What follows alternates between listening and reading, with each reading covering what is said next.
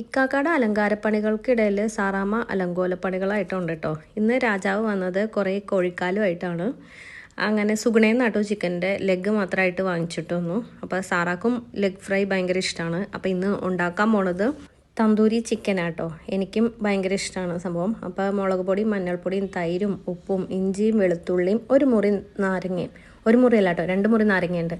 അപ്പോൾ ഇഞ്ചിയും വെളുത്തുള്ളിയും കൂടെ മിക്സിയുടെ ജാറിൽ ഇട്ടിട്ട് ഒന്ന് ചതച്ചെടുക്കണം. ആദ്യം ജിഞ്ചർ ഗാർലിക് പേസ്റ്റ് യൂസ് ചെയ്യുകയാണെങ്കിൽ അത് മതി കേട്ടോ. അപ്പോൾ ഇവിടെ ഉണ്ടായിരുന്നില്ല, അതുകൊണ്ട് ആദ്യം ഇഞ്ചിയും വെളുത്തുള്ളിയും കൂടെ മിക്സിയുടെ ജാറിൽ നല്ലപോലെ ഒന്ന് അരച്ചെടുത്തു. എന്നിട്ട് അതിലേക്ക് മഞ്ഞൾപ്പൊടിയും മുളക് പൊടി എടുക്കുമ്പോൾ കാശ്മീരി മുളക് പൊടി എടുക്കണേ, എന്നാൽ ആ ഒരു കളറ് കിട്ടുള്ളൂ. അതിൻ്റെ കൂടെ ഉപ്പും പിന്നെ എടുത്തു വെച്ചിരുന്ന യോഗേർട്ടാണ്. അപ്പോൾ ഒരുപാട് പുളി ഉണ്ടായിരുന്നില്ല, അതിൻ്റെ കൂടെ നാരങ്ങയും കൂടെ പിഴിഞ്ഞു കേട്ടോ. എന്നിട്ട് ഇതുകളെല്ലാം നല്ല പോലെ ഒന്ന് പേസ്റ്റാക്കി അരച്ചെടുക്കണം. ഉപ്പ് കുറവായിരിക്കുമെന്നൊരു ചെറിയ ഡൗട്ട് തോന്നിയാൽ കുറച്ചും കൂടി ഉപ്പിട്ട് കേട്ടോ. ഇനി ആ ഇഞ്ചിയുടെയും വെളുത്തുള്ളിയുടെയും കൂടെ തന്നെ ഈ മിക്സും കൂടെ നല്ലപോലെ അരച്ച് മസാലയാക്കി എടുക്കണം.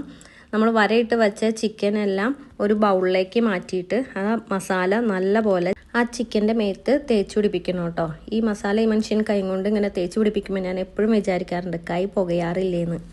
കാര്യം അപ്പം തന്നെ പോയി വാഷ് ചെയ്യും, എന്നാൽ എൻ്റെയൊക്കെ കൈ എന്ന് പറഞ്ഞാൽ നല്ലപോലെ പുകയും കേട്ടോ ഇങ്ങനെ തേച്ച് പിടിപ്പിക്കുമ്പം.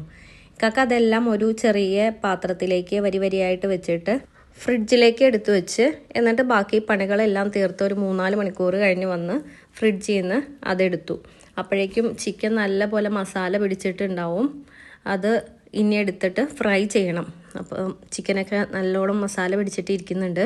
ഇനി ഒരു പാൻ ചൂടാക്കിയിട്ട് അതിലേക്ക് സൺഫ്ലവർ ഓയിലാട്ടോ ഒഴിച്ച്, വെളിച്ചെണ്ണ യൂസ് ചെയ്യരുത്. സൺഫ്ലവർ ഓയിൽ ഒഴിച്ച് അതിലിട്ട് വേണം കേട്ടോ ഫ്രൈ ചെയ്തെടുക്കാൻ.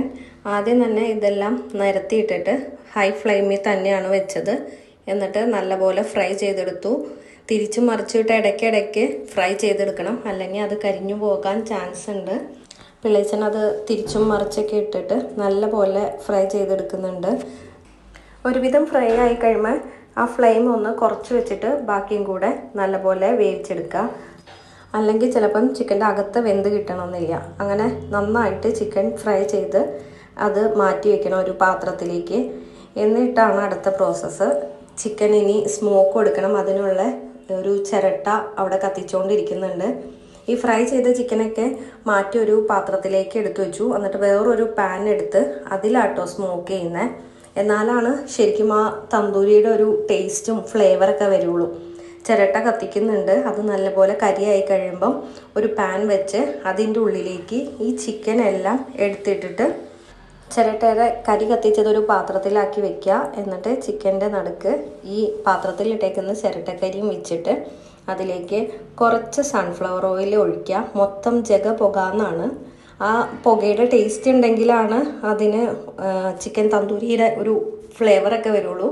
എന്നിട്ട് അത് അടച്ചു വെച്ചിട്ട് ആ പുകയൊക്കെ ഒന്ന് കെട്ടടങ്ങി കഴിയുമ്പോൾ ഓപ്പൺ ചെയ്യുക. അടിപൊളി സ്മെല്ലും വരും, ടേസ്റ്റുമാണ് കേട്ടോ.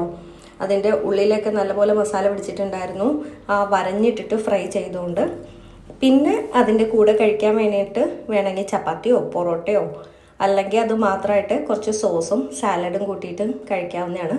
ഓയിൽ കുറച്ച് യൂസ് ചെയ്തിട്ടുള്ളൂ. അത് സൺഫ്ലവർ ഓയിൽ ആയതുകൊണ്ട് ഡയറ്റ് ഉള്ളവർക്കും വേണ്ട പോലെ കഴിക്കുക കേട്ടോ. അപ്പോൾ ഇക്കാക്ക അതിൻ്റെ കൂടെ കുറച്ച് സാലഡും കുറച്ച് സോസും കൂടി ചേർത്തിട്ടാണ് കഴിച്ചത്. ഫസ്റ്റ് തന്നെ ഇത്തവണ എനിക്ക് ടേസ്റ്റ് ചെയ്യാൻ തന്നില്ല, പകരം ആൾ തന്നെ ടേസ്റ്റ് ചെയ്തിട്ട് ഞങ്ങൾക്കും തന്നു. ഞാനും സാറായും കഴിച്ചു. ഇന്ന് വേറെ ആരും ഗസ്റ്റ് ഒന്നും ഉണ്ടായിരുന്നില്ല അതുകൊണ്ട്.